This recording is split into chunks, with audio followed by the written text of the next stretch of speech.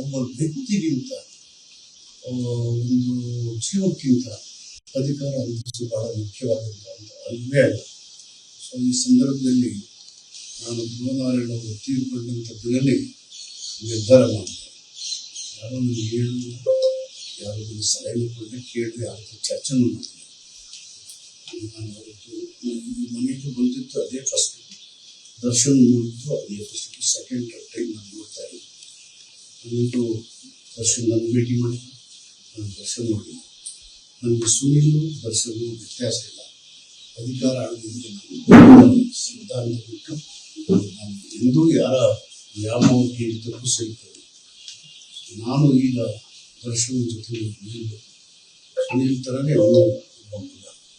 ಅದಕ್ಕೆ ನಾನು ಇವತ್ತು ನನ್ನ ಅರ್ಜಿ ಇತ್ತು ಹನ್ನೆರಡರಲ್ಲಿ, ನಾನು ಅರ್ಜಿಯನ್ನು ಒತ್ತಾಯ ಮಾಡಿದೆ. ನಾನು ಒಬ್ಬ ಬಯಸಬೇಕು, ದರ್ಶನಿಗೆ ಸಂಪೂರ್ಣವಾದಂಥ ಬೆಂಬಲ ಕೊಡ್ತೀನಿ. ನನಗೆ ಅಧಿಕಾರಕ್ಕಿಂತ ಒಂದು ಜೀವ ಅಮೂಲ್ಯ. ಕೀಳು ಮಟ್ಟದ ರಾಜಕೀಯದಲ್ಲಿ ನಾನು ಬಂದವಲ್ಲ. ಸೊ ಯಾರಾದರೂ ಈ ಧ್ರುವನಾರಾಯಣ ಸಾವನ್ನು ಅದರಲ್ಲಿ ಗಿಡ ಹೇಳೋ ಕೆಲಸ ಮಾಡ್ತಾರೆ. ಅವರ ಸಾವಿಗೆ ಯಾರ್ಯಾರನ್ನೂ ನೆಪಗೊತ್ತಿ ಅಪಪ್ರಚಾರ ಬಿಡ್ತಾರೆ ಮಾಡ್ತೀನಿ. ಅದು ಕಳ್ಕೊಂಡು ನೋವಾಗಿ ಅಧಿಕಾರಕ್ಕಿಂತ ಯಾವ ಅಧಿಕಾರ ಮುಖ್ಯ ಅಲ್ಲ ಜೀವಕ್ಕಿಂತ ಅಂತೇಳಿ ಅವತ್ತು ಹೇಳ್ತೀನಿ.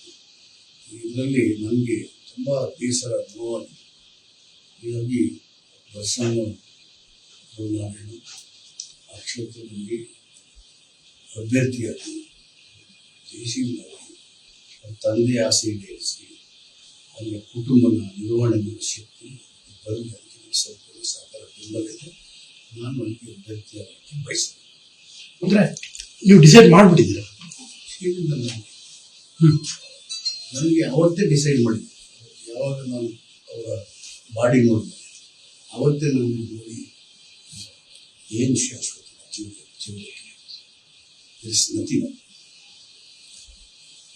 Life is more important, it's not valuable. So ಅಂತೇಳಿ ನಾನು ಅವತ್ತೇ ಹೇಳಿದೆ. ನನ್ನ ಮನಸ್ಸಿನ ಅಂತರಾಳದಲ್ಲಿ ಯಾರಿಗೂ ಹೇಳಿದ್ದೆ, ನೇರವಾಗಿ ಬಂದು ನಿಮ್ಮ ಮುಂದೆ ಹೇಳ್ತಾರೆ. ಹೈಕಮಾಂಡ್ಗೆ ಸಿದ್ದರಾಮಯ್ಯ ಜೊತೆ ಮಾತುಕತೆ ಯಾರ ಜೊತೆಗೂ ಹೇಳಿಲ್ಲ, ನನ್ನ ಮಗನಿಗೂ ಹೇಳಿದ್ದೇನೆ.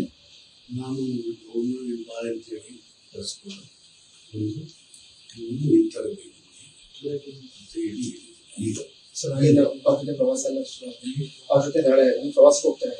ಪಕ್ಷದಲ್ಲಿ ಇದ್ದೀರಲ್ಲ, ಕೆಲಸ ದೃಷ್ಟಿಯಿಂದ ಪಕ್ಷದಲ್ಲಿ ಇದ್ದೀನಿ. ಈಗ ದರ್ಶನ್ ಅವ್ರು ಏನು ಹೇಳುದು? ಯಾಕಂದ್ರೆ ದರ್ಶನ್ ಏನು ಹೇಳುದು? ಅವರು ರಾಜಕಾರಣ ಅಲ್ಲ, ಅವರು ಪಾಪ ಅವ್ರ ದುಃಖ ಅದಕ್ಕೆ ಹೇಳೋದು ಬೇಡ. ಅವರು ಜನ ಅಭಿಮಾನಿಗಳು ಹೇಳ್ತಾ ಇದ್ದಾರೆ. ಸೊ ನನ್ನ ಮನಸ್ಸು ಹಾಗೆ ಅನ್ನಿಸ್ತು. ಅವ್ರು ಯಾರೋ ಹೇಳಿದ್ರು ಏನೋ ಕಾರಣಕ್ಕೆ ನಾನು ಮಾತಾಡ್ತಾ ಇಲ್ಲ.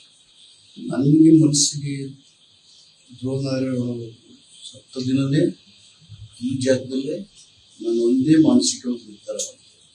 ನಾನು ನೋಡಿದ್ದೀನಿ ದರ್ಶನ, ಅವತ್ತೇ ನೋಡಿ, ಇವತ್ತು ನೋಡ್ತಾ ಇದ್ದೀನಿ. ಮನೆಗೆ ಅವತ್ತೇ ಕಾಲಿಟ್ಟು ನಾನು ನೋಡಿ ಮನೆಯೇ ಗೊತ್ತಿರಲಿಲ್ಲ. ಇವತ್ತು ನನಗೆ ಒಬ್ಬ ಕ್ರಿಯಾಶೀಲ ನಾಯಕ ತೀರೋಗ್ಬಿಟ್ಟಿಲ್ಲ, ದೂರ ಆದ್ಮೇಲೆ ನೋವು. ನಾನು ಪವರಿಂದ ಓದೋನು ಇಲ್ಲ, ಯಾವತ್ತೂ ಯಾರ ಆಬ್ಲಿಗೇಷನಲ್ಲೂ ಇಲ್ಲ. ಯಾರಾದರೂ ನಾನು 5 ವರ್ಷ ಇಷ್ಟು ಅಭಿವೃದ್ಧಿ ಮಾಡಿ ನಾನು ಅನುಭವಿಸ್ತಕ್ಕಂಥ ನೋವು, ಇನ್ಸಲ್ಟ್, ಹ್ಯುಮಿಲಿಯೇಷನ್ ಅದನ್ನು ಹೇಳಕ್ಕಾಗಲ್ಲ. ಯಾವಾಗಲೂ ಸಮಯ ಬಂದಾಗ ತಿಳಿಸ್ತೀನಿ. ಸರ್, ಈಗ ದರ್ಶನ್ ಅವ್ರಿಗೆ 2ನೇ ಹಂತದ ನಾಯಕರಾಗಿ ಬೆಳೆಯುವಂತ ಎಲ್ಲ ಅರ್ಹತೆ ಇದೆ ಅಂತ ಅನ್ಸುತ್ತದ ಈ ಹಂತದಲ್ಲಿ? ನಾವು ಕಾಮೆಂಟ್ ಏನಿದ್ವಿ, ನಾನು ಅಲ್ಲಿಗೆ ಅಭ್ಯರ್ಥಿಯಾಗೋದಕ್ಕೆ ಹಿಂದೆ ವಾಪಸ್ ಬಂದಿದ್ದೀನಿ. ನಾನು ಸಂಪೂರ್ಣವಾದ ಬೆಂಬಲ ದರ್ಶನ ಕೊಟ್ಟಿದ್ದೀನಿ. ವಿಸ್ತಾರ ನ್ಯೂಸ್, ನಿಖರ ಜನಪರ.